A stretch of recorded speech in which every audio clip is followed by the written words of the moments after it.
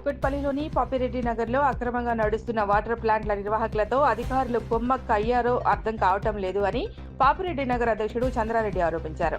షేర్లింగంపల్లి నియోజకవర్గంలోని కుకట్పల్లి డివిజన్ పరిధిలోని పాపిరెడ్డి నగర్లో గత కొంతకాలంగా అక్రమ వాటర్ ప్లాంట్లు ఏర్పాటు చేసి లక్షల లీటర్ల నీటిని అమ్మకాలు చేస్తున్నారని, ఇప్పటికైనా ఈ ప్రజావాణి ఫిర్యాదు ద్వారా తమకు న్యాయం జరుగుతుందని ఆశాభావం వ్యక్తం చేశారు.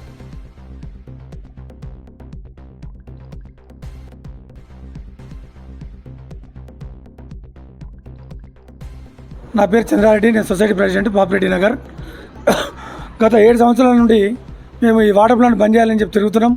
గత 2 సార్లు కూడా వాటర్ ప్లాంట్ సీల్ చేసినారు. మరి అధికారులు దీంట్లో ఏమైనా అవుతున్నదా, మరి ఎందుకు నిర్లక్ష్యం వహిస్తున్నారో అర్థం కావట్లేదు. మరి వాళ్ళు వాటర్ ప్లాంట్ సీల్ చేసిన దాన్ని కూడా ఓపెన్ చేయడం అనేది సాధ్యపడదు వేరే బస్తీలలో. మరి పాపిరెడ్డి నగర్లో సీల్ చేసిన దాన్ని కూడా ఓపెన్ చేయడం జరుగుతుంది. వాళ్ళు 24 అవర్స్ ట్యాంకర్లు బట్టి బయట నీళ్ళు అమ్ముతున్నారు.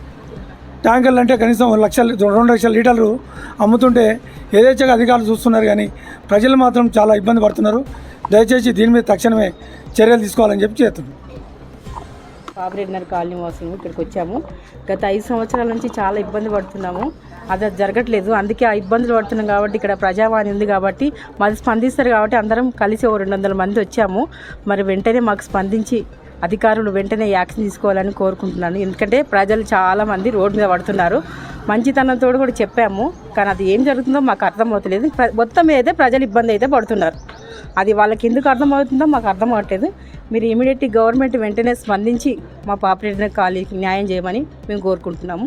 ఈ అవకాశం ఇచ్చినందుకు ధన్యవాదాలు.